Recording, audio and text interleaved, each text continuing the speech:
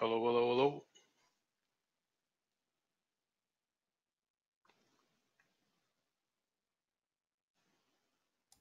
Hey, can you hear me, Peter?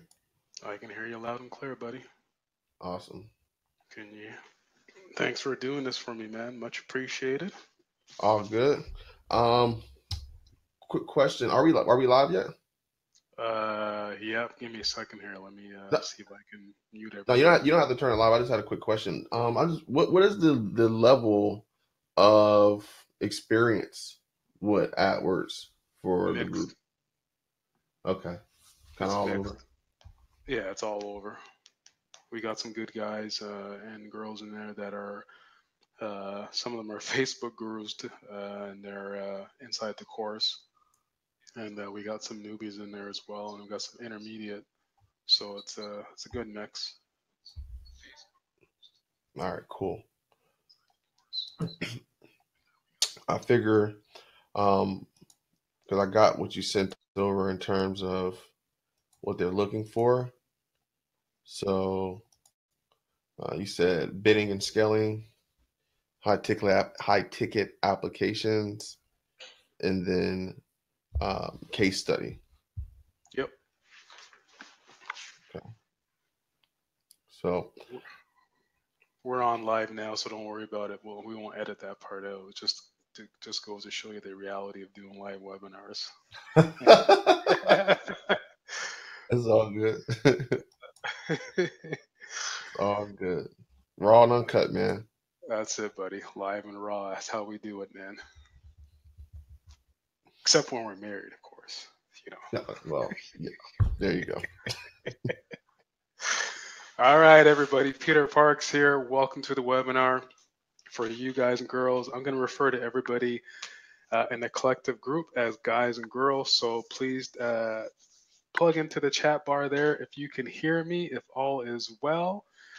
And we'll get rolling in about literally 2 more minutes. So just chime in if you can hear me. That'd be greatly appreciated. Let me know where you are. Perfect, perfect. Audio's loud and clear. Awesome. Good to hear. All right, we are filling up. This is really nice.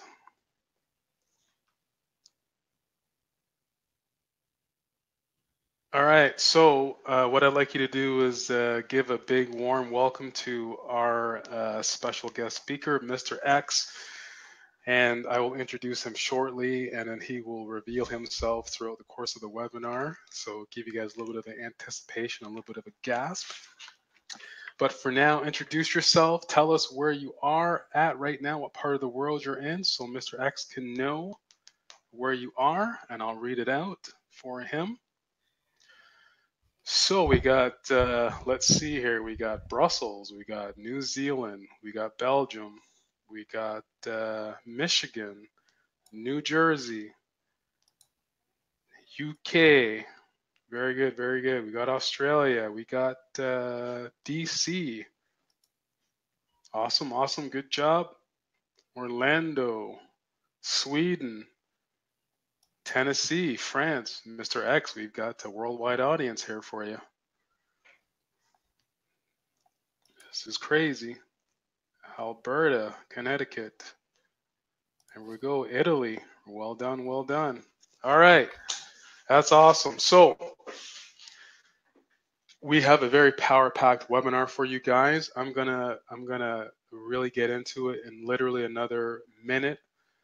But now I'm going to do a little bit of an introduction. I've known Mr. X for a very long time now. He's one of the true upper food chain experts when it comes to paid traffic.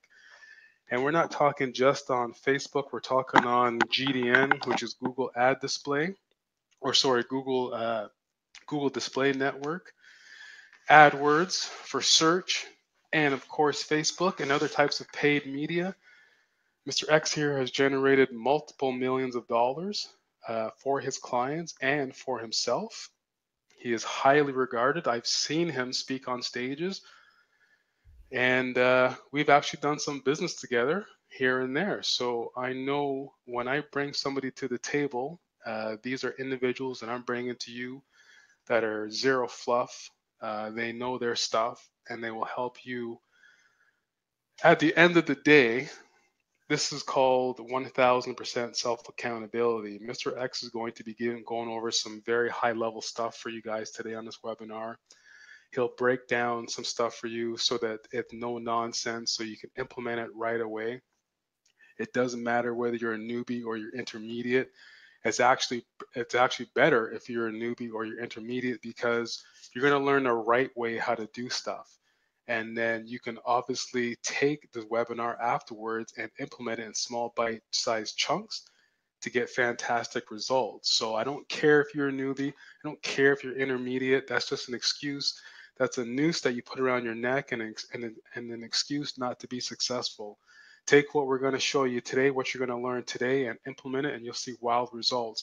That being said, everything that Mr. X shows you today and the Q&A that we are going to be doing at the end of this webinar, everything, you got to take it. Like, you got to listen to it. You got to absorb it. You got to ask questions. That's why I told you to be on a webinar today, to ask questions, to get very specific answers.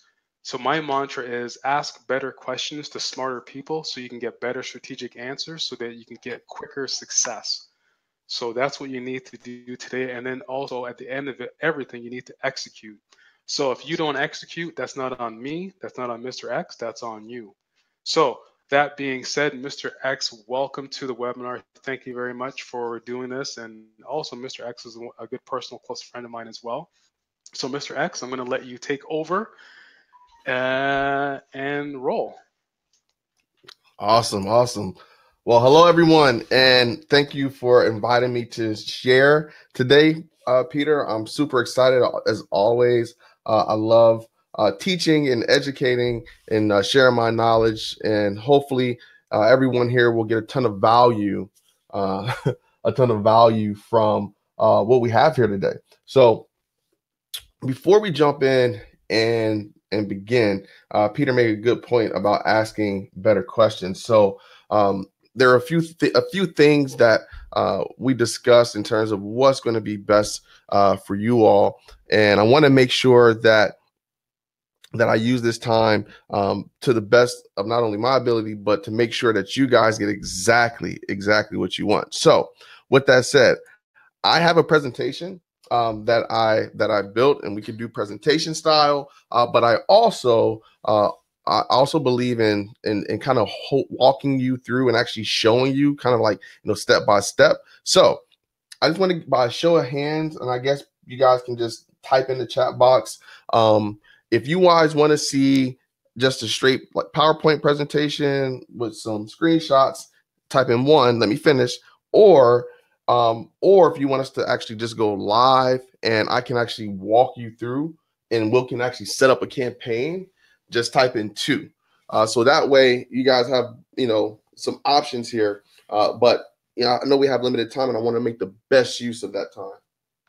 Yep. So what I'll do, Mr. X, is I will man the chat desk for you, and I'll let you know when everyone's going down. So you don't have to do too much, just display the expertise. So I'll look after everything else for you. Awesome. All right. So we got a whole bunch of 2s coming in here so far. We'll give it about literally 25 more seconds, and then you guys got to respond, man. This webinar's got to be interactive. You're on this call. Look, you guys are paying me money every month. You got to get interactive, man. You got to smash that keyboard, man. Let's go. Let's rock and roll here. We got a whole bunch of 2s. We got a whole bunch of 2s coming in here. Yeah, all right, got awesome. A whole bunch of 2s. Okay. Yeah, it seems like the consensus is go live. Yeah. All right. Excellent.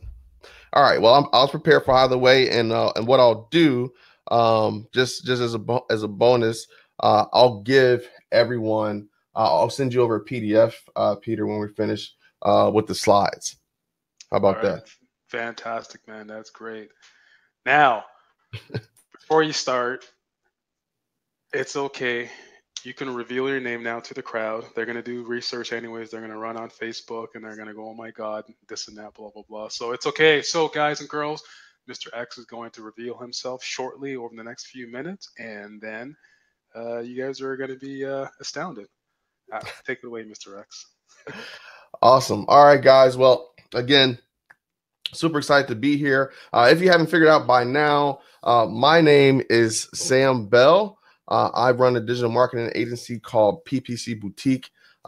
Started my agency back in 2009, and I actually started before there really was a developed, mature ads platform that we so love called Facebook. And when I first got into the game, the only game in town really was Google. And that's really what I spent my time and energy on, is really understanding and mastering Google, specifically the Google Display Network.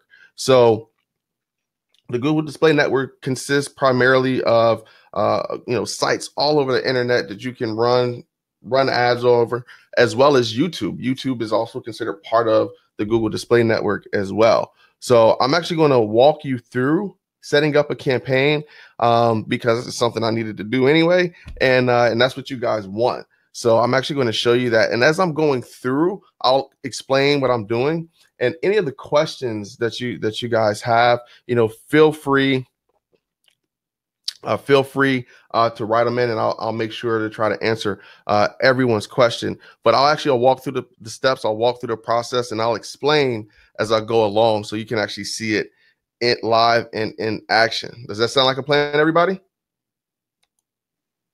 You can just say yes, just typing yes, yes, yes. Because like Peter said, this is interactive. So, the more interaction, the better. Awesome. Yep, let's go, everybody. Punch that keyboard. Let's go. Smash that keyboard. Let's get this done. Yeah, perfect. Right. Everyone's chiming in. Perfect for you, Sam. Yep. Everyone's saying yep. Trenton. All right. So let me get my screen up here.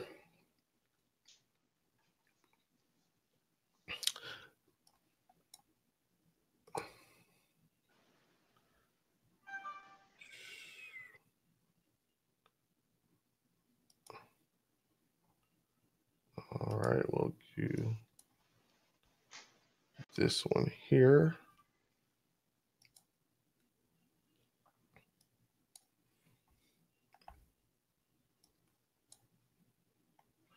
All right. That looks good right there. Can everybody see that screen? Just type in a quick yep if you can see it before Sam continues on, so he's not talking to dead screens and dead air.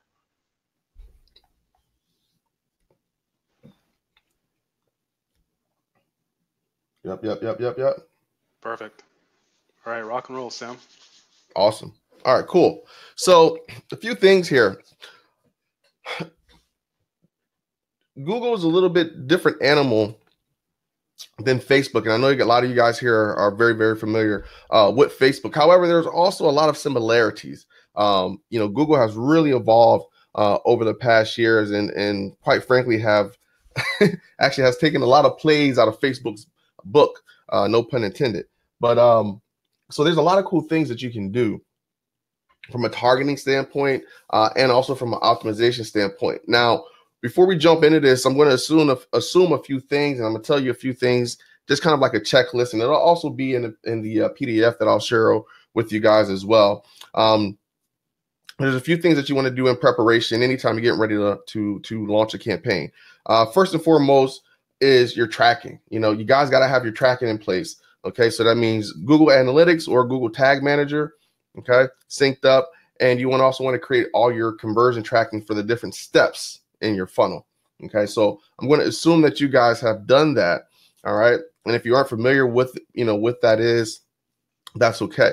Because I'm going to go through and I'll explain as we set this up. So tracking is imperative. Now, the next step, once you have all your tracking and everything in place, is your targeting. Who are you actually going to be marketing to? Now, the cool thing about Google is we have multiple ways that we can actually target people. Okay, so keywords is probably by far the most common way. However, because of the evolution of Google, we're actually able to target based on what they call similar audiences as well, which is very similar to custom audiences on Facebook. So if you have data already, meaning that you have customer lists, email lists, things such as that, we can actually upload that data, and actually use that as a target in our campaigns. And I'll show you that as well. Okay, so let's just jump in here. Everybody can see my screen, right? Yep, I can see it, buddy. Cool. All right. So basically what I'll do is I'll come in here and I'll walk you through a full setup. So in this particular case, I'm actually going to launch a display network campaign. Now, the cool thing about the display network campaign is back in the day, there used to be to where you only had, you could only really do like images and text ads. But again, Google has evolved and actually have kind of a native ad that's a hybrid that does a lot of, it is dynamic, if you will, and it fits on pretty much all different types of sizes. And you guys will see what I mean here. So I'm going to call this BS 11:30. All right, so I generally like to put my dates in just so that way I know when I actually launch this. Obviously, that information is inside the platform as well, but just so I can keep an eye on it out of the gate. Most of the campaigns that I launch are direct response campaigns. So meaning that I'm looking to drive a very specific action. In this particular case, I want someone to take an action on my website, which is fill out a form and purchase a book. Okay. That's what this particular funnel was designed to do. So I'll come here. I'm going to tick that off. And I'm going to walk you through how I would actually do this. So be very clear on who you're targeting and what you're going after. In this particular case, I'm looking to target only the United States initially, and then I will test that. And if you do have a product or service or offer that is global, I would definitely test based on the countries. So don't group a bunch of countries together, split that out at the campaign level. All right. So then in this particular case, I'm doing it for the United States. Bidding strategy. So I like to have as much control over the bidding as possible. Okay. So you can see this is enhanced PPC, where basically Google will adjust it to make sure that your ads are getting served up. So generally what I'll do is I'll start with the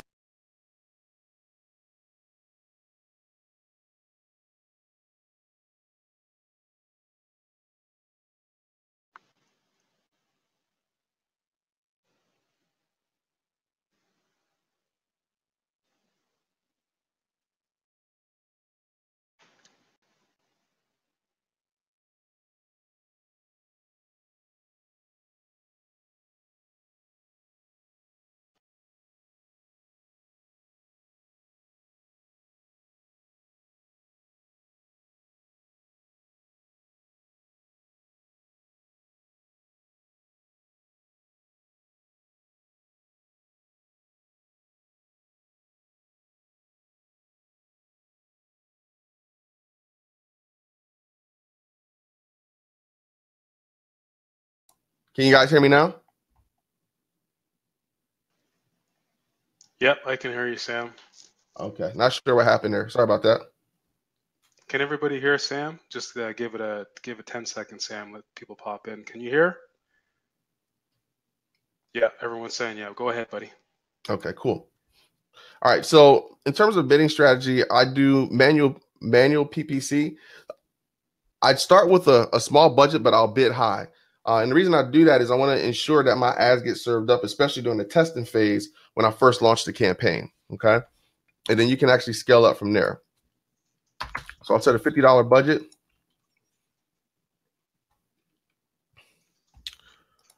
Delivery method. So it's essentially, if I want to test very, very fast, I can accelerate that and just have Google show my ads as quickly as possible, or I can have them show evenly over time. Depending on, you know, your budget and your risk tolerance, I would just say, just to keep it simple, start with standard. But if you do have a big budget and you want to test fast, accelerator is definitely the way to go. So Sam, just a quick iteration. I don't want to slow you down. Sure. Explain to the audience what would be the benefit, the side benefit for doing accelerated versus doing standard, and then vice versa. Yeah, great question. So essentially, if you have a big budget and you want to test a lot of variables and time is a factor, then accelerated is going to be better, because the thing about GDN is such a huge and massive networks, Google can run through your budget very, very, very fast. So if I just want to get a ton of traffic and I wanted to split test a lot of different landing page variations initially, I'll say, look, okay, Google, here's $1,000, run my ads accelerated, and within a 24-hour period, I can actually have a control for whatever my split test was, right? So if I wanted to run a lot of traffic in a very short period of time, so that way I can get that data faster to make decisions quickly, accelerator is going to be the ideal solution. And generally that is the case when you're dealing with much bigger budgets. Now, when you're doing standard just means that they're going to spread out your ad budget evenly throughout the day. So your ad budget will essentially run the full 24 hours. Now, the benefit of doing that is that you'll start to see patterns over time, specific days, specific times of when your ads may convert or perform better. So from that perspective, it does make sense to actually launch standard, so that way you can actually see those patterns. And once you establish those patterns, then you can actually come in here, which actually brings me to the next step, and you can actually set up ad scheduling. So that way, if you notice, Tuesdays through Fridays are like your best sell days between the hours of 4 a.m. and 3 p.m. You can actually come in here and just have your campaigns run during that time frame. All right. So unless you're looking to test a bunch of different things and you have a bigger budget, I would definitely stick with standard, so that way you can actually get that data, because you will begin to see those patterns, and then you can make adjustments to your campaigns based on those patterns that are established. Does that make sense, Peter? Yeah, perfect, buddy. Thank you very much. Yeah, absolutely. So far, so good, everyone? Cool. All right, there's another big one. Ad rotation. So Google will optimize your ads. Now, this is a new account, so we don't have any conversion data. However, once we begin to get conversion data, I generally will have Google optimize for conversions. Okay. In this particular case, since this is a new account and we're just launching a campaign, I'm just going to let it optimize for the best performing ads. So if I have, 2 different ads that I'll create, then I'll just let Google optimize for the one that's more than likely to perform. This is a big one right here, and I see a lot of people make this mistake with AdWords. You do have the ability to put a cap on viewable impressions, and hopefully this feature will one day come to Facebook, where we can control our frequency. But that's essentially what it is. You want to cap how many times people see your ad, because you don't want to keep showing it to the same person over and over, unless you're doing some sort of branding campaign or retargeting. But when we're going cold, then I want to minimize that. So I'll minimize it, and I'll say I'm only going to show 7 viewable impressions per day to someone. Okay. So that way you can ensure that your ads are being shown to multiple people. All right. You don't have the same person just looking at the ad over and over and over, and you're spending money. All right. Device targets. This is another biggie. By default, Google selects everything, just like Facebook. They want you to spend money. But savvy marketers, and the fact that you're in Peter's program, you guys know that you actually have to test your placements, because people do not behave the same way on mobile devices as they do on desktop devices. All right. So depending on your product or your offer or your funnel, I would suggest that you start with desktop, especially if you're doing like high ticket, you're doing automated webinars, and then you can test mobile, but you would want to break that out at the campaign level. Okay. So when I launched this campaign, I would only want to do desktop computers. All right. Now I can come in here later on and I can say, okay, now I want to show on mobile. Now there are some important things too that you should know when it comes to running mobile traffic as well.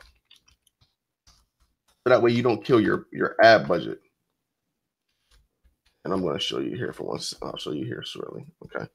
All right. So, and then obviously you can drill down to if there are specific. So if you're doing any type of CPA, affiliate marketing type stuff, you want to be able to drill down and identify, which operating systems perform better. And then also if you only want to run and target those mobile devices, those specific mobile devices and operating systems only when people are on Wi-Fi, because you may realize that hey, these people are only really converting when they're on a Wi-Fi signal, okay, versus a particular carrier, whatever the case may be. Or you may notice certain carriers convert better. Hey, all these phone devices that come from T-Mobile are, giving me twice the conversion that I'm getting from Sprint. All right. So all things to take into consideration. We're not doing any e-com. So the dynamic ad setting is really more so if you are like an e-com type store and you have multiple products, and you can actually upload the data feed and serve different ads, things like that. Tracking templates. So this is really more so if you have multiple specific parameters and things that you want to test, you can actually create a tracking template. So that way your URL is already properly formatted when you go to create your campaigns. Locations advanced. So this is another one too. If you notice, it says people in or who show interest in my targeted location. Well, I don't necessarily want to show my ads to people who are interested in the United States. I actually want to show my ads to people who actually live in the United States. So it's another way that Google gets you. So make sure that you choose people in my targeted location. All right.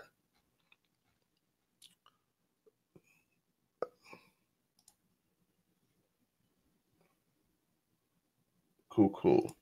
All right, excellent. I'm just checking out here. All right, so we're going to move on. So I'm going to save and continue.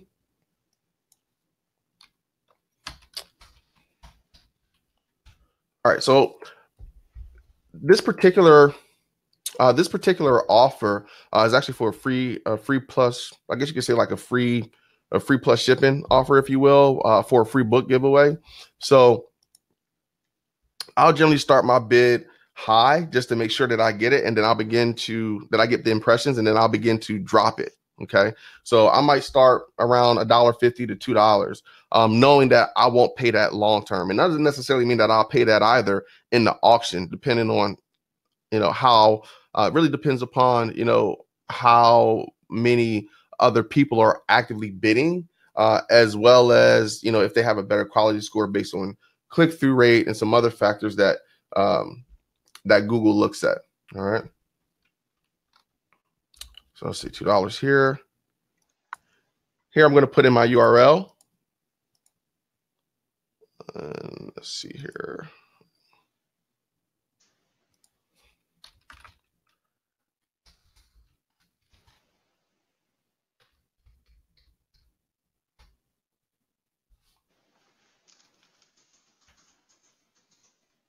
All right.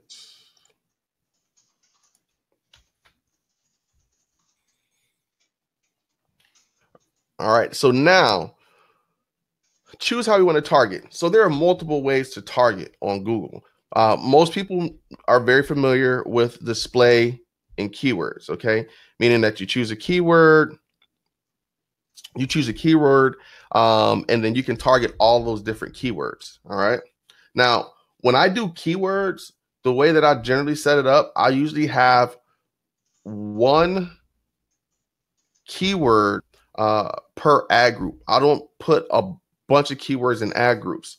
But now, because Google also has what's the equivalent of lookalike audiences, that is a better way to start if you have your data. Okay, so if you have data, definitely use that.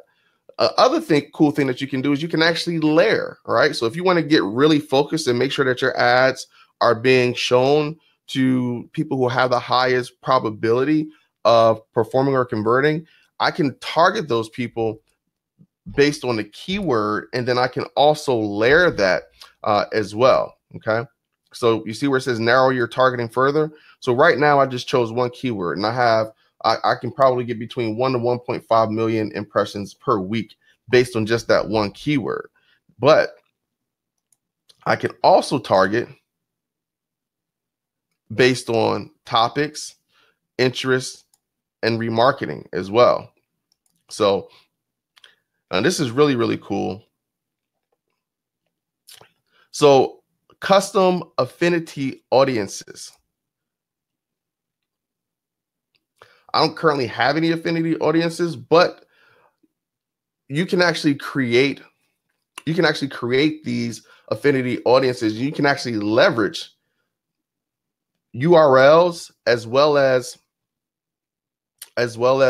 specific sites. So Google will actually evaluate those sites and see, okay, or those particular pages on sites and see what type of audience is there.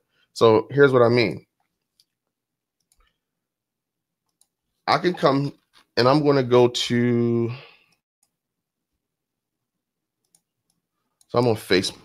So let's say, for example, I know that in this particular space that people who like Eric War. Eric War is real big in the network, I think in the network marketing space. So I can actually take this URL of his page and I can actually put that in, and Google will evaluate that. And they will actually create an affinity audience based on that page. So like, this is like super, super cool. This is not something that any other platform really has this. So this is definitely something that I would test if you guys are actively running campaigns using custom affinity audiences with Facebook, with targeted Facebook pages. Definitely do it. So I add a few more of these, probably like, I don't know, like 2 or 3. So they recommend at least 5. So they evaluated this. They didn't get a huge hit, maybe 20% male, 18% female. So to make this stronger, I would probably group it with a few other ones. So let's see. My Lead System Pro. That's another one.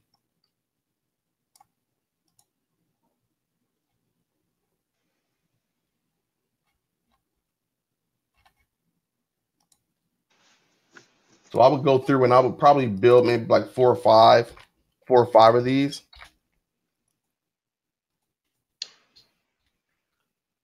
Now, Sam, just so I can interrupt you just for a quick second. So if you were building 4 or 5 of those, what would be the reason for it, though? Would that be for more specific targeting or more generalized targeting? So essentially, just like when we use Facebook pages and we want to see if we can target like a specific interest with that page, it's essentially doing the same thing here. But what Google is doing is they're actually analyzing the pages or the URLs that we put in here. And I don't know the magic behind it, but the way that I understand it is that they evaluate that page and they determine what audience is affiliated with that page. And then they'll create that. They'll actually create those audiences that you can then target. So if someone likes a specific set of pages, then they can actually create a profile based on those pages, if that makes sense. So this just doesn't work for Facebook URLs. Even if I wanted to put in like certain blogs, right? So for example, let's see, Neil Patel, for example, right? Like he has a certain audience. I can even put that in here, and then Google will evaluate that. And that's basically to give me more data. So basically, the more URLs I give it, the better. That's why they say they recommend at least 5. Yeah. So just so that you guys and girls understand on the call what Sam is doing for you guys is Google is actually giving you more in-depth data than Facebook for this particular strategy and technique, because they're actually building out an ultra targeted profile of this actual person. So when you're going to do your targeting now, you can actually bring in the psychographics of your niche market versus just the demographics. Is that correct, Sam? Yeah, I couldn't have said it better myself. Does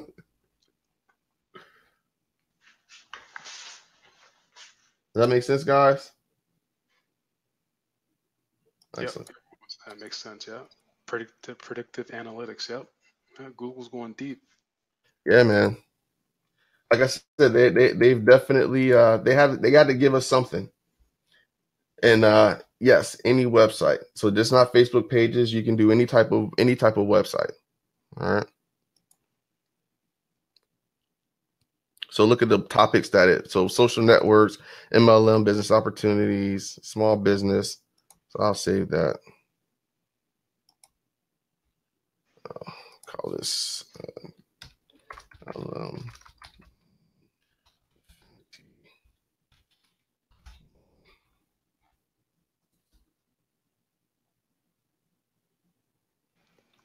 okay, cool. So now if I layer this, it's going to reduce the amount of impressions, but it's going to make it more targeted. So let's see what it says. So you see, it says, with this layer interest, I'm only going to get 0 to 100,000 impressions. So that's really small. So I would probably want to add some more people to the affinity audience, or add some more targets to the affinity audience in addition to some words. All right. So I'll take that out. But this is a very, very, very cool tool. Also customer email list, and also similar customer email lists. So prior to you actually going through, you can actually upload your email list. It doesn't work as fast as Facebook. It takes a little bit to populate, sometimes a day or so. So, but once it populates, then it will also create a similar list that you can also target. All right. So, Sam, one of the big questions a lot of people might have in their minds is, going through this particular strategy, what would be a baseline for a good target audience? So there's 2 schools of thoughts. If you have data, start with your similar audiences first, because that's based off of real customer data that you've already acquired that Google can actually leverage and use. If you do not have any data and you're starting from scratch, then I would do keyword targeting specifically, 1 keyword per ad group. And depending upon the type of traffic quality that I receive and the performance of that, I would run with those keywords, or I would begin to narrow it, and I may layer it with also a topic. So one of the other things you can do is I can also say, okay, I'm gonna use this keyword, but I want to make sure that I stay within a specific industry or field, if you will, right? So another thing that I would do, let's see here, this is more so like business finance, marketing, textiles. So I'll say probably like advertising and marketing, people who are interested in marketing type of stuff.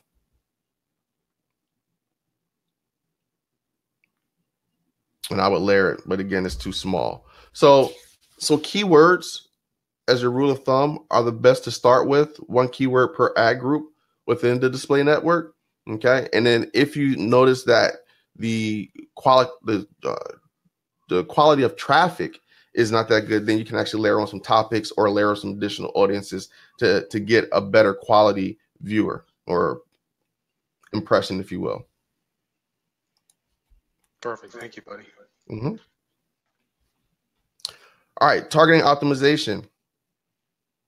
So just start with conservative. You don't want to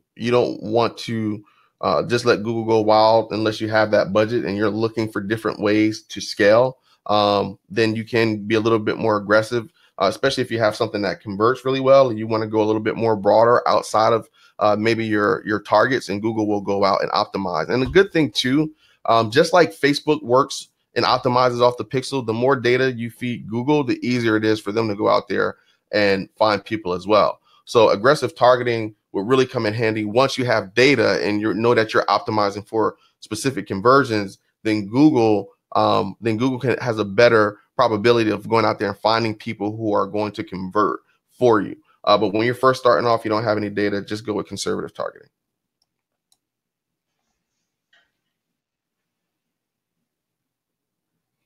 All right, so this is the responsive ad that Google has. I already created some, so I'm actually just going to copy one here.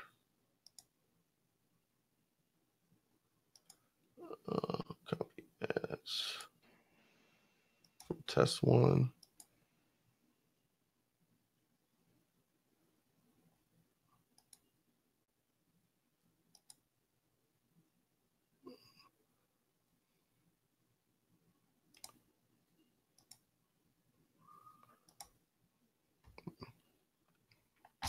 And let me actually take one step back.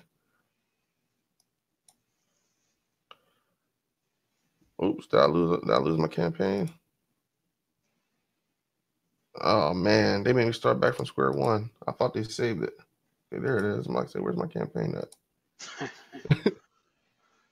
I know I didn't lose it that fast. Go here.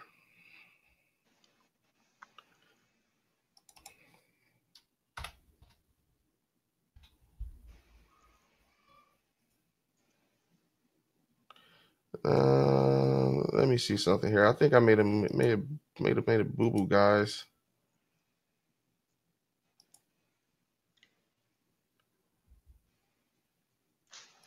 While Sam is sorting through that, if you guys got any questions, type it into the chat box and I'll start fielding more questions as Sam's going through this. All right, well, I'm just going to fly back through this and get us back to the ads. I was just trying to load them up to make it faster, and I killed it.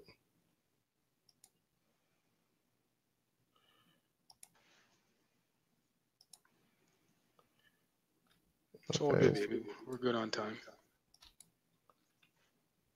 All right, perfect.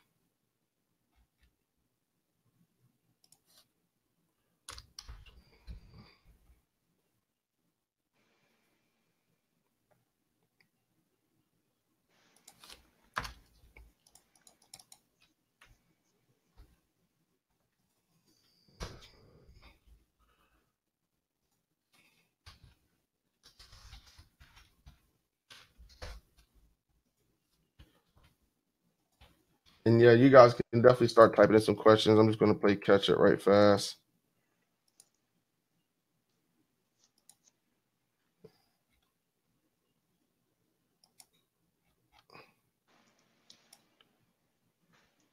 All right, cool. How about I just walk you through it? So here's a question here. What's the ideal audience size when starting out? That kind of is it's kind of a 2020. It's the same thing with Facebook. What is your ideal audience size? But I'll let Sam kind of ask that for Google Display. Yeah. So I take a similar approach that I would with Facebook.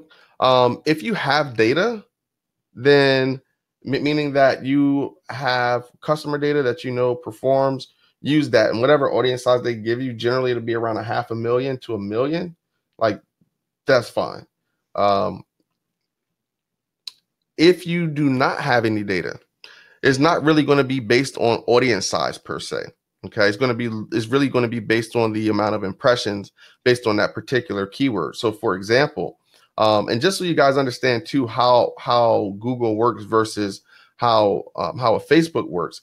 If you are using your customer data, then Google is building a profile around that data, and they're going to show your ads to people that fit that profile, irregardless of irregardless of the sites or the content of the sites that they're visiting. Okay, so that's one way of targeting. When you're doing keyword targeting, Google is going to display your ads based on the content of the sites that the users are visiting and not on the individual profile of that user. So it's two different schools of thought. So if you don't have any data and you're just starting with keywords, then it's not really audience size. Okay, that doesn't really come into play. All right, it's going to be more so based on what sites are your ads going to be displayed on, and how relevant are the content on those sites to whatever the product or services that you're marketing to. Does that make sense? Yeah, makes total sense. Cool. So remember, I said too, if you are doing if you are going to go do keywords as well, I do one keyword per ad group in the display network. All right. So I'm just going to write this out. So these are the responsive ads, which are really cool. Excuse me. Because they'll automatically adjust regardless of where the people see the ad. So they can be, 720 by 160, or 300 by 300, 360 by 360. Like, it doesn't matter. It'll automatically adjust.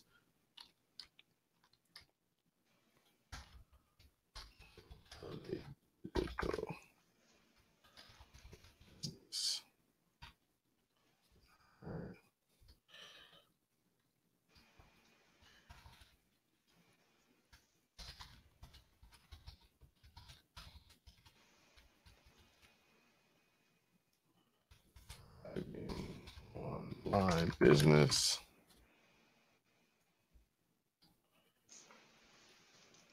strategies.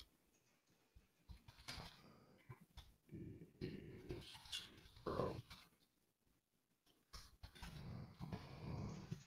business and quit my job.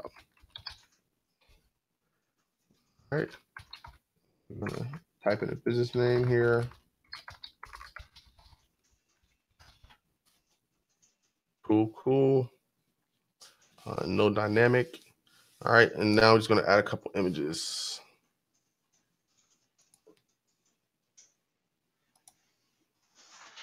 Image. This is a square one. And I'm going to use this as a logo. Continue. All right. So you can see here how they dynamically create all the ads. Back in the day, we actually had to either use a tool that created like a bunch of image ads for us, so we actually had to have someone design it. So like, this makes it super easy, and all the ads are super responsive. You can see they, again, regardless of the ad or the display size, you'll be able to show your ads. So cool.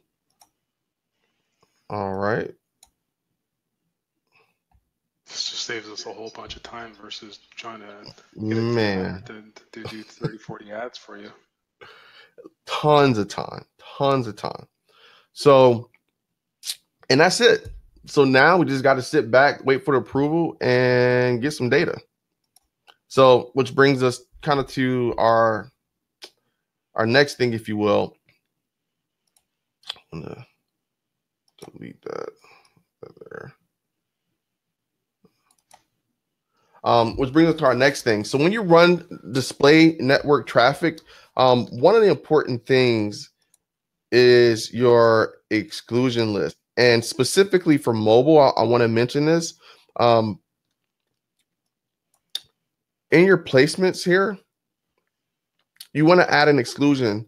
And the reason you want to add this exclusion is because the traffic really just sucks from here. So when you get mobile traffic, you can actually get mobile traffic from people just being like on their phone and they're on a website and they see an ad. That's one thing, but they also have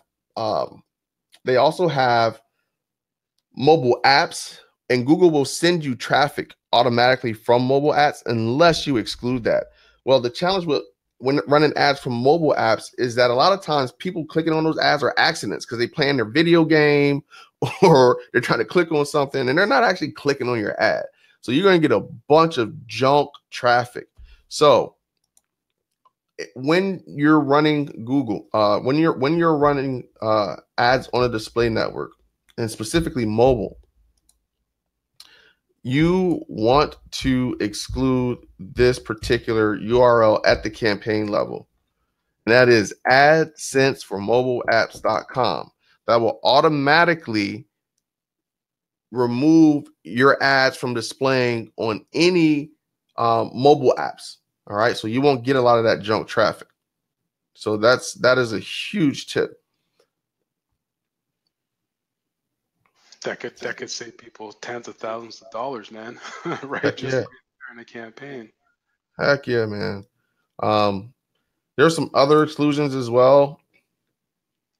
All right. So mobile app insertions in game, if you want to exclude those. Park domains, you know. Yeah, all those are just going to give you just a junky bot traffic as well. So guys want to be careful when you're setting up your campaigns using this particular strategy. Now I got a question here, Sam. If you can take literally like less than 30 seconds, one of our members is asking, what's the best way to find good keywords? What's the best possible way to find them? Great question. So you want to use the Google Display Planner, all right? And in the PDF that I'm going to give everyone, there's a walkthrough there, but I'll pull that up. Actually, there, go to tools. So the Display Planner, you can actually search for both placements as well as keywords. So as soon as Google decides on doing whatever it wants to do. All right, here we go.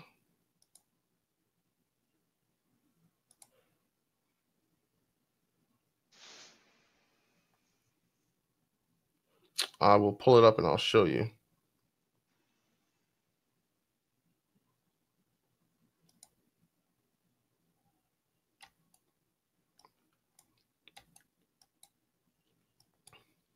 So the Display Planner actually lets you find targeted placements.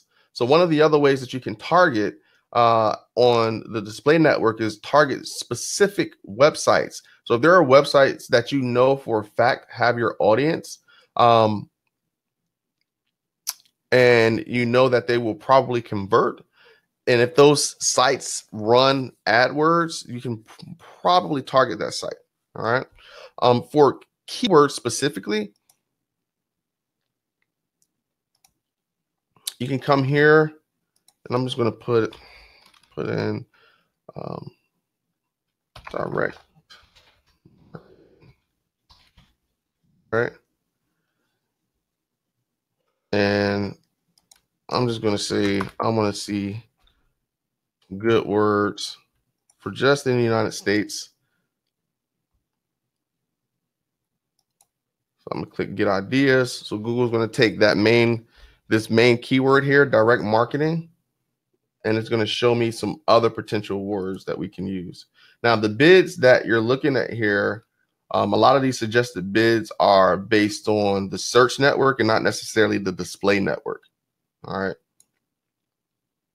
So there's two different things, because if you look at this stuff, it's like $19 a click. That's crazy. You know, which is actually cheap.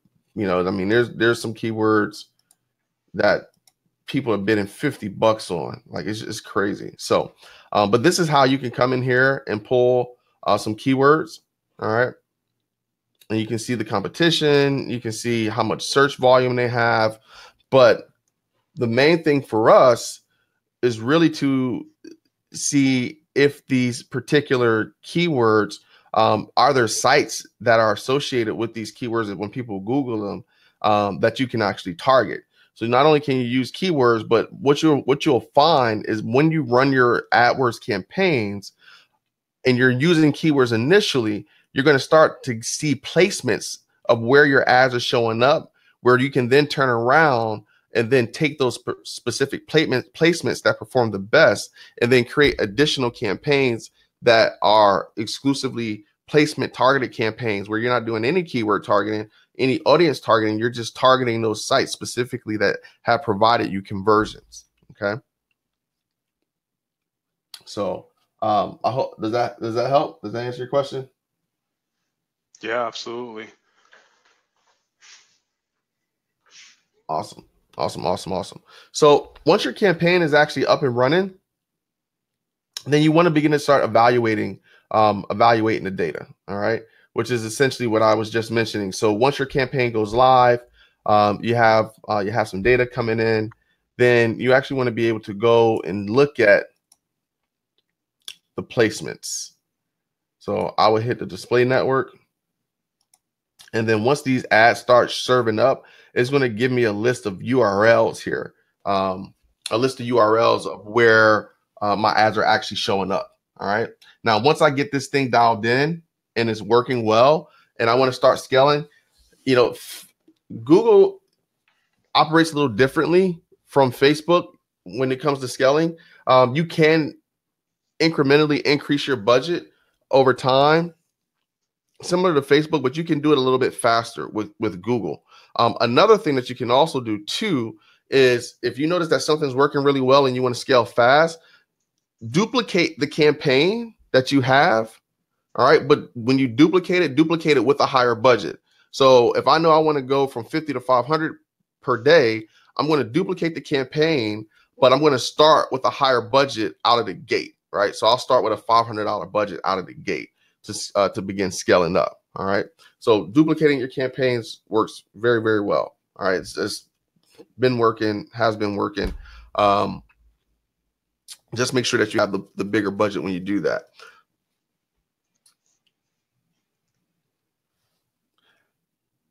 Now, just a quick question, Sam. Just in case people had less than $500 for their budget, would they still be able to duplicate their campaigns? It may be a little bit longer for them to see more data, but if, let's say, they had $100 a day budget to spend, would they be able to still duplicate their campaigns with this strategy and still see absolutely results? Yeah, absolutely. You're just not going to get the data as fast, but yeah, absolutely, you can do that and just start with a smaller budget. So if you wanted to duplicate it, let's say your first campaign only had, maybe you started off with a $25 budget, and you see you got some good data, you notice some placements that are working, you can easily duplicate that campaign. Just cap your budget at $25 in the campaign that you duplicate. So you don't have to have a huge budget to do this. You can literally start running ads with $10 a day. You're just not going to get a ton of traffic. That's all. Yeah. So guys and girls, understand that it's not so much necessarily you have to get a ton of traffic. It's about getting the right traffic with the right keywords. Exactly. Excellent. All right. So does anyone have any specific questions about anything that I covered or anything that you guys, that you guys have specific questions on that you might be working on?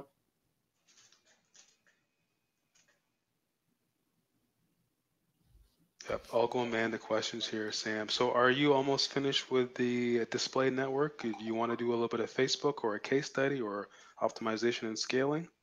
Yeah, absolutely. So this is the setup. I mean, this is fairly straightforward. It's not that difficult or cumbersome. They are in the process of changing over the interface. I don't particularly care for the new interface, but hey, it's just got to adapt, So from a scaling standpoint, if you guys are using Facebook, it only makes sense to use Google, regardless of the type of offer that you have. If nothing more, what I tell all my clients, a lot of my Facebook clients, once we actually get their campaign dialed in, Google, we follow up with Google and do retargeting. So when you guys are launching your campaigns, at least out of the gate, even if you aren't running any traffic, at least put your retargeting pixel for Google on all of your pages. All right. And just start getting that data. All right. And start giving Google that data as well. So that way, when you guys are ready to run, you are ready to scale up, that you already have that data. You can actually create retargeting lists. You can create similar audience lists, all of that. And we know that Facebook is the king when it comes to targeting. So if you can actually use and leverage Facebook to feed both pixels, that's just gravy, because then now you're training, the Google Pixel with Facebook data, if that makes sense. Rick says, how do you get that Google Pixel? So when you first set up your campaigns, or actually when you don't even have to really set up a campaign yet, you can actually come here into the shared library and go into audiences. And audiences, you're going to have like a default retargeting tag, if you will. Okay, so you can actually just come here. You see how it says the remarketing tag, and it's just a code, just a little piece of code here. You can also do this with, if you guys are familiar with the Google Tag Manager, you can also use Google Tag Manager as well to set that up. But it's just a little piece of code, and you just put it on all your pages. So we got a question here, Sam. Someone's asking, because with Facebook, I teach my guys to build out simply content, rich product landing pages, pre-sale pages, pre-funnel pages.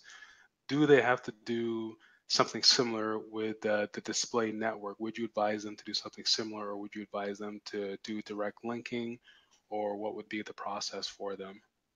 Yeah, absolutely. So as it relates to the landing pages, I mean, Google is still Google. So your stuff definitely has to be compliant. All right. I always build out mini sites. All right. And I set up, and I'll show you guys a mini site. I think it'll be a good time for maybe a segue case study. Yeah. So just so that you guys understand, Google probably, if not, is on the same line, more stringent than Facebook when it comes to compliancy. So yeah, you guys have to be aware, if you're using the network, whether it be display or whether it be search, your stuff has to be bang on. So everything that I'm teaching you guys about Facebook, about landing pages, is totally applicable to Google, because you have to be able to make sure that you're all about compliancy, because Google wants to make sure that you're an actual real business. Yep. Let's see here. I'm not sure what happened. Let's bring this back up.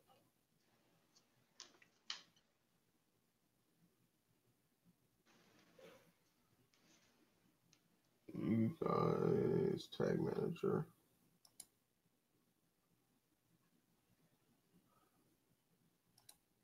There we go. All right, here we go. All right, so this is a mini site, if you will. Excuse me. So this is a long, kind of like a long form webinar registration page, if you will. But I also have content tied into it. The biggest thing with Google is that they want to understand the business model and what it is that you're doing. So ideally, you would want to have home, some content, and also a product links page. So that way, if you have products, so that way Google knows that, okay, we're a real business. We're selling products on here, whether they're info products, digital products, memberships, whatever the case may be. And I will have that built out for compliancy.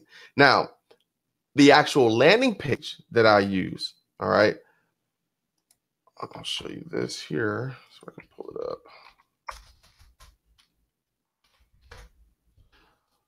On the landing page, is that it?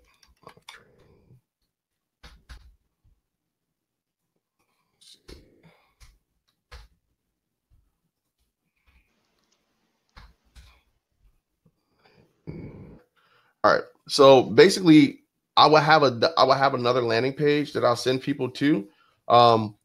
but I would link back to the home page. All right. Because the way that because the way that Google works, at first when you first launch, it's all automated, and basically their bot's going to crawl your site. They're going to look for any red flags. But I want to be able to leave a loophole, if you will, so that way they can go crawl the whole site and see that there's multiple content, multiple pages of content. If they just come there and they just see like one landing page, then they might flag it like off the rip before you even get going. So build mini sites. This is another example of a mini site that I built in the real estate space for another client. But real simple, minimum contact. I have all my privacy terms, disclaimers, the home 9, home, about us, some basic contact info. But then I could drive people directly to a webinar registration page. So when people say that you can't use squeeze pages or webinar registration pages or anything like that on Google, you can, okay, but again, you have to have you just have to make sure that it's compliant. So if you notice here, I have navigation, but in the footer, and you can see that I'm linking back to the home page. So if someone from Google, they did a manual review, they can come here and see that this is a fully built out site. This is not just a regular squeeze page type deal.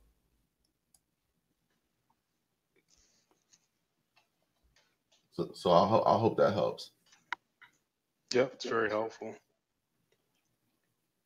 So we got a question here. So someone says they're using the Facebook Pixel. Can they take it over and scale it out with to Google?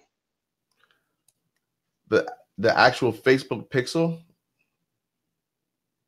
I'm trying to understand. Can you take the Facebook Pixel and scale with Google?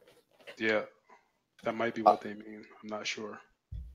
Well, I'll answer what I think you're asking. You can't necessarily share, obviously, the Facebook Pixel with Google, but if you recall, what I mentioned earlier is that. I'm sorry. Go ahead. No, go ahead. Yeah. What I was saying is that when you launch your campaign, put the Google retargeting pixel on all of your pages off the rip, so you can start seasoning that pixel. All right, you can set up all the conversions and everything, and just run Facebook traffic through it. But you're feeding that data to Google as well. All right, and they're getting that information. So when you are ready to launch on Google, you've already seasoned your pixel with conversions, and you also have a retargeting list, and you also have similar audiences that you can create because you've already began seasoning that Google Pixel. So I would recommend creating both of those audiences simultaneously when you launch, even if you're not running on both of the platforms at the same time. All right. Yeah, you got it. Building separate audiences on 2 different platforms. That's correct.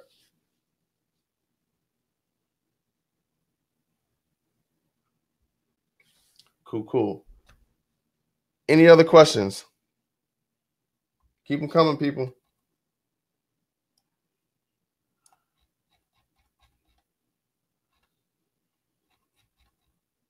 Going once, going twice. You still there, Peter? Yeah, I'm still here, buddy. These guys, I got you here for a reason. These guys were begging for some intel, man, so they can crush their Q4. They got to build these questions in, man. Smash the keyboard, man. Let's go. John says, "Sorry, does all the content have to be original?" Yes, the content has to be original. It can't be duplicate. It can't be duplicate content. That will give you a red flag out of the gate. That's a great question, by the way. So that's not a newbie question. I think that's something that everyone probably maybe had. Okay, Sam. If you can, let's spend about 10 minutes on some Facebook stuff, optimization and scale, and then go into the case study. Then we'll shut it down for Q&A because I know you're super busy, and I appreciate the time that you took out here. Yeah, absolutely, man. All right, cool. So you want to shoot over to Facebook? Absolutely. These guys are getting a little bit antsy for some Facebook stuff, so we'll give them a little bit of Facebook stuff. Optimization and scale, which is the most important thing for Q4 because everyone's ads are all up and down, and It's crazy So, all over the place, and that's it. all right, cool beans. Just give me 1 second here. Get something up for you guys. So, when it comes to scaling on Facebook, I changed my whole strategy. Um, I no longer I no longer actually use I no longer use daily budgets. What I found the easiest way to scale on Facebook is by using lifetime budgets. And the reason I switched, I was actually on um, I think it was some sort of presentation but it was being held by the Facebook advertising team, and they actually explained how the algorithm works. So when you're doing daily budgets, the algorithm has to make additional adjustments to spend the budget that you have allocated within a 24-hour period versus when you're doing lifetime budget. There's those additional calculations don't have to take place because the algorithm knows that it's a certain time period that they have to run this budget, and it can be spent. So it doesn't have to do the extra optimization on the back end to spend it within a 24-hour period. So the way that it actually bids on your ads is different. So by switching to lifetime budget, I can literally double my lifetime budget. And if I have conversion data, my conversions won't be affected, as opposed to if I was bidding $1,000 a day. If let's say I had a $1,000 daily budget and then I just automatically just took that to 2,000, your campaigns will crash and burn. So when I launch my campaigns now, I'll generally do 7-day lifetime budget, and depending upon how much budget I want to allocate, I would probably start off around anywhere between $20 a day or more, right? Per ad set. So each ad set would be 7-day lifetime budget, and I would do $140 for the lifetime budget because it's 7 days. I want to allocate about $20 per day. And that's how you do that. So you can still kind of allocate you can control how much money is spent daily based on a time frame. And then if I want to scale that up, if I notice within the first 3 days, like, man, this thing is kicking butt and I want to go up to around $60 a day, then I can just increase my lifetime budget from 140 to 140 times 3. And I've been able to scale very, very, very well. One of the other things that we also do too, especially if you're doing like e-commerce or things like that, and you have a specific CPA goal that you need to hit, as opposed to doing like straight lead gen, doing lifetime budget in conjunction with manual bidding as well. So if you guys aren't familiar with manual bidding, I would definitely test that out. One of the tips I'll give you is start your manual bid high, at least 2 to 3 times the suggested when you're first running, and you'll see that those numbers come down significantly. So those are like some of the biggest insights I can give you. When it comes to running campaigns. So on Facebook, as it relates to bidding specifically. Now, this is a particular campaign that I'm running, and this is actually for webinar registration. So like my average is like $8, which is okay. But my best performing ad set is right here, right, $5.46. So as we optimize this some more, like I'll be able to drop that even further. So Sam, could you go into, without great detail, obviously without giving away some of your ninja stuff, what would be a couple of different ways people could look at optimizing a campaign so that they can further scale it if they were going to go with auto optimization or with manual bidding?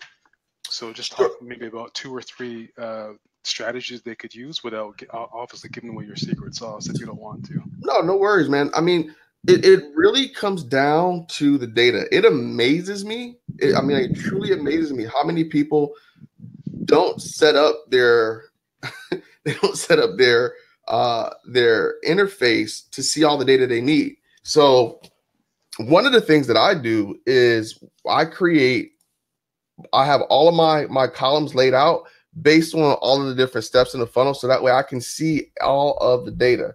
All right. When I say that, when you first launch a campaign, all right, if I know that ultimately I want to get some webinar registrations, I want to get some, and I want to generate some applications for high ticket. Okay, I need to see that. I need to see my costs. So I set up all my columns so that way I can see all of the data. Now I will give you guys one big tip that I've seen literally cut costs in half. When you're running Facebook ads, most people are using standard events for tracking. All right. When I say standard events, I'm meaning like, view content, complete registration, lead, add to cart, purchase, all those different things.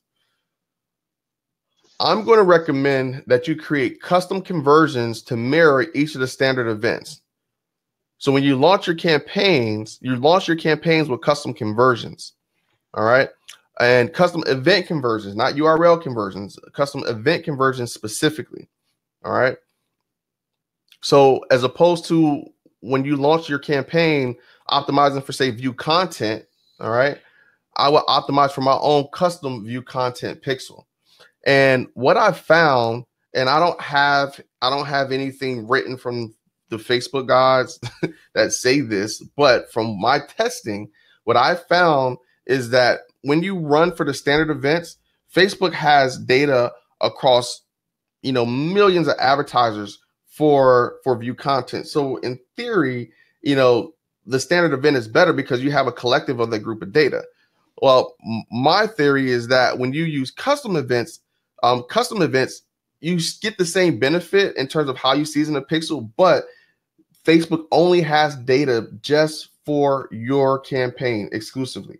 So when you optimize for that, it's only optimizing on the data directly from your campaign, and it's not taking into consideration all of the data across the board. And especially if you're selling high ticket products and services, you're going to be going after a very specific niche or group of people. So you don't want to have all that data. Now, if you have a broad product or a broad offer, in that case, yes, standard events all day. But when you're doing anything that's niche specific, especially high ticket type stuff, custom conversions all the way. The second thing, in terms of optimization, when I launch my campaigns, I break up my placements at the campaign level. So I would start with a desktop newsfeed. All the ad sets within that campaign are only going to be desktop newsfeed. All the ads that are in, then I'll duplicate that campaign. I have another campaign that's mobile newsfeed only. Okay, I'm only having mobile newsfeed in there, and you can actually split out. iOS and Android. You can break those up at the asset level, but the actual targeting, do it at the campaign level. Once you begin getting data, you want to look at a full breakdown of age, gender, even region as well. Okay. Because you're going to start to see patterns. And then what you want to start doing is, especially if you have a campaign that's performing, you want to look at like the best performing ad set. And I'll show you how I would evaluate this. So for example, I'm just going to say lifetime. Take a look at all this stuff here. So before Sam gets into that, I hope you guys understand, because this is something that I hammer on you guys all the time, is if you don't set up your custom reporting in Facebook, you're literally shooting yourself in the foot, because the data and the numbers will never lie to you. Your emotions and what you think you see will. So I tell you guys all the time, whatever your objective is, whatever your conversion objective is, that's what you need to show up in your reporting, because otherwise you're never going to know. You're always going to be guessing. So always make sure you break everything down. And I love the way that Sam said how he breaks out all of his ad sets into different assets for different placements, which is your mobile, your desktop, your right-hand side. Get rid of the audience network or the audience Get rid of all that stuff because that's unnecessary. You've got to break it down to your placement. You've got to break it down per your mobile device, per carrier on mobile device, per region for that carrier on a mobile device. I mean, this is how deep you want to get with Facebook Analytics if you want to actually see the data that's going to be profitable for you. Because a lot of it, I'll tell you right now, probably about 70% of it is junk for you. The 30%, that is where your real gold is. So guys understand, especially now in Q4, you need to have your reporting set up properly. Go ahead, Sam. Yeah, no, absolutely, man. Absolutely. Like your data is super important, and if you got bad data, like it's you know, you can't really do anything. You can't make good decisions if you don't have good data. You know, so I'll say that. So the next thing then that you want to start doing is you want to start spotting trends, right? So what I'll do, I'm gonna come here actually. So I'm gonna do like age and gender. So I'm gonna come and see, okay, well, are there specific age bands? Are there specific genders that are performing the best? Now you can see this particular campaign is kind of like half and half. But I want to see, okay, where am I getting, where am I getting most of my webinar registrants from, right? So just looking at this, I can see females between the ages of 45 and 54 make up a good excuse me, make up a good percentage of my registrations. Also females between the ages of 35 and 54. I'm also paying less per registrant for them as well. Okay. And also 55 to 64, 203. So I would then create additional campaigns and just target females within that age range. And I will also craft my copy to speak more so towards women as opposed to men. So I may have an image of a woman or an image of a woman that fit that specific demographic inside inside of the actual ad itself or video ad for that matter. All right. So look at your data, know exactly what the demographic is, and then create additional campaigns that speak specifically to that demographic. Another thing is the regions. I exclude states that do not perform. So if I notice that, I done spent a few $100s in a state, and this has happened before, where we spent, a bunch of money in a state and it's never performed, never got a lead, nothing. I'll kill it. We'll take it out. We'll take it out all the way. In this particular case, like Wyoming, I haven't spent a whole lot of money, but I don't have any conversions from there. New Mexico probably has to go. North Dakota probably has to go. Okay. So you want Vermont probably going to go. Start looking at your regions and seeing where people are, and then create exclusions inside of your at the asset level to make sure that you're not running ads that you're never getting any conversions out of. All right.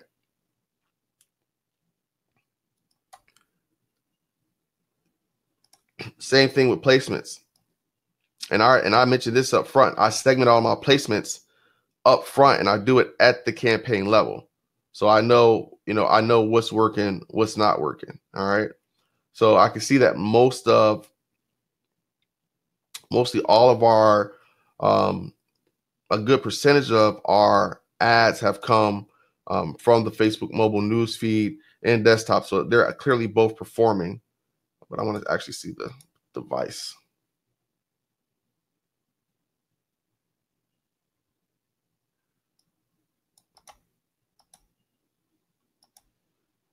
So if you guys are watching what Sam's doing, this is kind of the methodology that high level guys play at when they're doing media spends, because this is how we figure out how to quickly optimize exactly what's going to work for us. We allocate our budgets for the non-losers, the non-assets that are not working, push it over to our existing budgets that are bringing in conversions, and this is how we optimize and further scale. So you guys watch what's going on here as Sam goes through this in live in real time.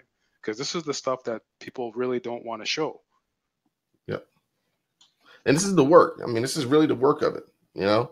So I can see most of my ads, as it relates to mobile, most of my leads have come from Android smartphones specifically. I've gotten some from the iPhone, but I'm paying more. And if I look at this, I can see that I got almost 4 times the amount from Android versus the iPhone. All right. Desktop is desktop, so I would let that rock. And I would begin breaking these out even more. Okay. And depending on the type of tracking that you have, you can also look at not only the specific device, but you can also look at which OS, which version of the OS it is as well. So that way you can even drill down further and only target specific operating systems. And this is how you guys optimize and scale, because at the end of the day, what Sam's going to be looking at is not only the operating systems, but he's going to be going back and looking at the return on ad spend, because that's more important than the ROI, because then he'll be able to figure out exactly how to plow more money into just specific, smaller, more profitable campaigns and more profitable ad sets. And that's how you scale out and do more optimization. So you guys understand what Sam's doing here. Yep. So are there any specific questions about optimization, about anything that I covered thus far? So someone's asking here, do you use Trust Ads to duplicate and manage ads? No. Okay. No, I don't. Is that the one that does the automatic, has like the automatic algorithm? I think that's the other one that Nicholas was pitching on one of his webinars one time. Nicholas Kuzmich was pitching one automatic. I used it, and it really you could just do it yourself. Yeah.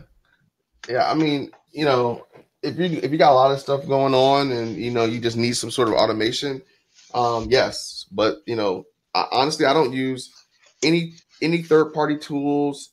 The only thing I use outside of the Power Editor is probably the Facebook Pixel Helper. I do use tracking tools, so I use Improvely for a lot of my funnels, and then I also have another platform that I use called ClickMeter. So those are like the 2 tracking tools that I use. If you're doing CPA stuff, Volume, without a doubt, is probably the best platform for that. But for a lot of the stuff that we do, Improvely and ClickMeter is more than sufficient. Okay, we got another question here. I already kind of answered it, but obviously you're the master on the webinar here, so people want to get your take on it. One of them is, with lifetime budget, we need to always remember to increase the lifetime budget at the end of day 7, and then do we extend that date range to 14? Great question.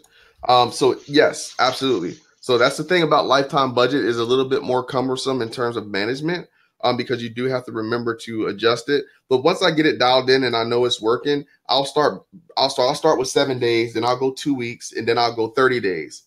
So then I'm increasing the budget as I'm doing that each time, right? So I might start at 140, then I'll go I'll 3x that, and then I might triple that again, right? Until I get up to 30 days. And let's say I went from, initially I started at $20 per day, but now I'm at $100 per day, and then I'll let it ride there if the numbers make sense and it keeps working. And then you can increase the budget. That's the thing. You can increase the budget at any time with lifetime, and it's going to make that adjustment to spend that budget with whatever remaining time you have left. Perfect. We got another question here. Someone's asking, do you always start with PPP ads or do you start with conversion ads? I know what I do, but go ahead, Sam. Yeah. So I always start with conversion ads. I use the hierarchy of the funnel. So remember I talked about standard events. So like the first step of the funnel would be like the view content, right? Because that's just someone hitting the page. So I'll have the view content, or I'll have my custom variation of view content. Then I'll have a lead, because I'm probably sending them to some sort of opt-in form or webinar registration, right? So then I'll have the lead. Then I might have add to cart, right? So that's kind of the hierarchy that people are going up the funnel. So then I'll start, when I launch the campaign, I'll optimize for conversions, but I'll start with the view content. Now, once I have enough conversions, generally around 500 or more, then I'll optimize for the next step in the funnel, right? So once I have anywhere between maybe 300 to 500 leads, then I'll create another ad set within the campaign that's performing, and then I'll begin to optimize for leads. Once I get 300 to 500 add to carts, I'll do the same thing there. Simultaneously, I'll also, as I'm getting enough of those conversions, I'm also creating lookalike audiences off of those custom events, and then running my best performing assets to those lookalike audiences and optimizing for the specific event that I created the lookalike audience off of. Perfect. That's awesome, man. So you guys are getting some juicy stuff out of Sam here. So just to add upon that, with the PPP ads, listen, there's a strategy to use PPP ads. PPP ads more now are for virality. So if you can get a good PPP ad going that gets virality, you can take that ad and change it into a conversion objective and use that for conversion objective, because all that social weight, all that engagement, all those shares, those likes, those comments, everything on that, you can push that over and port it into a conversion ad. Facebook's going to see that, and they're going to reward you for that. Your CPC is going to be lower right out of the gate because you have all that weight on it already. So, and then I would take it and add it to what Sam already said to build upon that and scale upon that campaign. So there's an objective to use PPP ad, but I would never really start with it as a end game. It's more of a strategy that you add on once you've got everything rocking and rolling. Yep. Okay. So Sam, we got another question here. Do you use view through conversion? In his company, they don't want to count conversion that came from a view, if that makes sense. Yeah, so view through conversions in Google AdWords is basically a conversion that happens after a certain time frame. No, I don't really count it. I mean, it depends on how your company chooses to do their attribution. But no, I look for the direct conversions, not necessarily view through conversions, although there is some attribution there for them.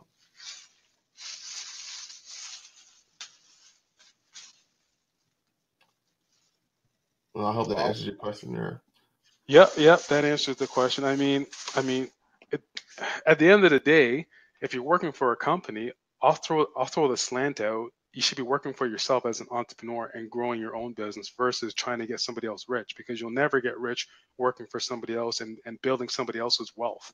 You'll learn about it, but you'll never get it for yourself. So that would be my next question to you. It would be, why are you working for somebody else? You should be an entrepreneur, doing your own thing, building your own business, building your own brand, building your own legacy. So at the end of the day, when you're 50, 60, 70 years old, you don't have to worry about getting some retirement watch and some petty ass pension, if it's going to be around for you when you retire. You know what I mean? So, all right, Sam, let's close it off. Let's get into a case study. We've taken up a lot of your time here, so let's finish it off with maybe your case study here, and then we've done a lot of Q&A already. So if you're okay with just throwing out a case study, that'd be awesome, buddy. Yeah. So actually, this campaign right here that I'm running, excuse me, this is actually for a high ticket. I'm gonna say a high ticket offer, but it's a $1,000 price point on an automated webinar, and we actually just launched this campaign. We've been running for probably about a couple weeks now, just really getting it dialed in. But without revealing too much about the client, I'll go through kind of like all the stats with you on this. Yeah, definitely, buddy. Whatever you can share with us.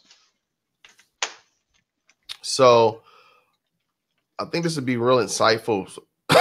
Excuse me. So no, we actually been running this almost a month now.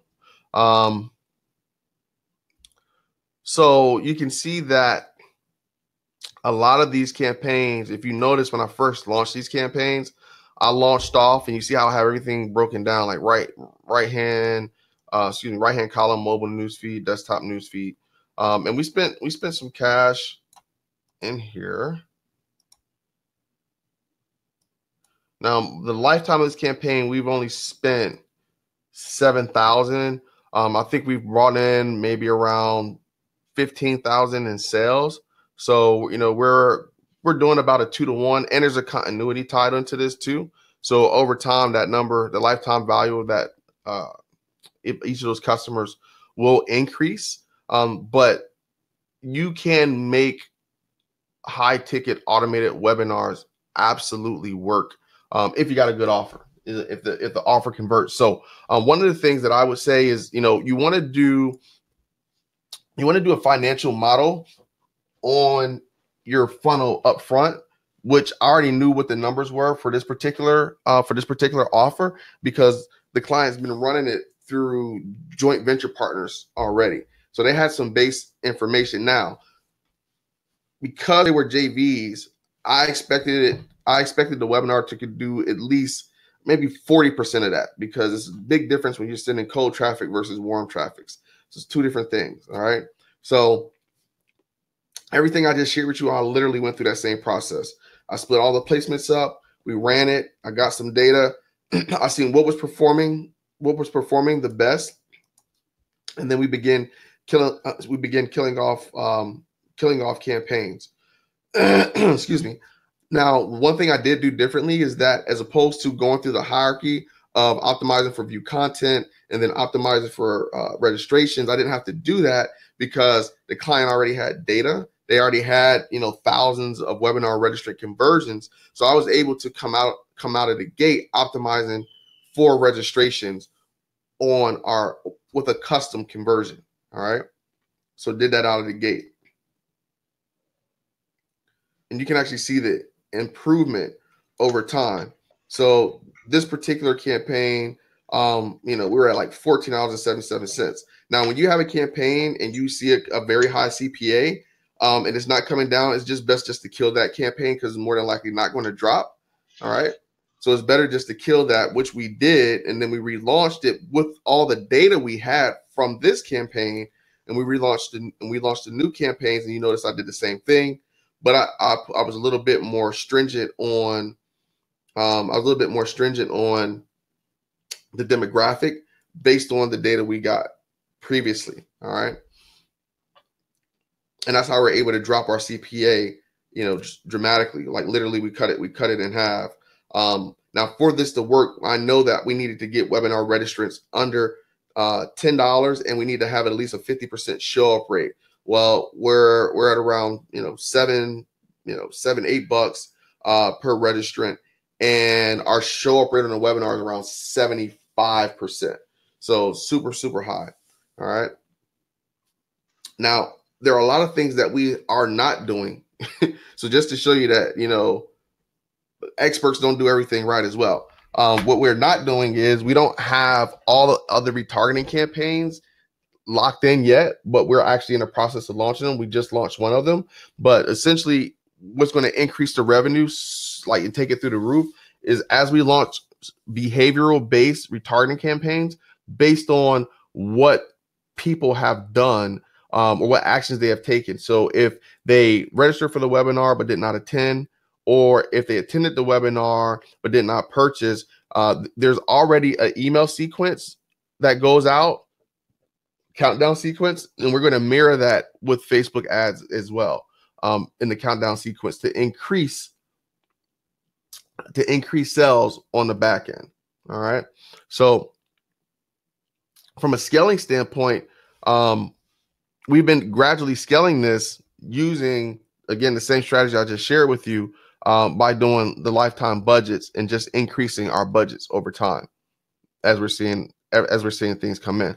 I can't actually show you the funnel per se, but that gives you some insights into the process and what we've done to optimize and to begin to scale this up. Man, dude, that was very fantastic, buddy. Thank you very much. So that you guys understand, it's not so much the actual funnel itself, it's the data that surrounds that funnel, the data that goes in and it gets extracted out.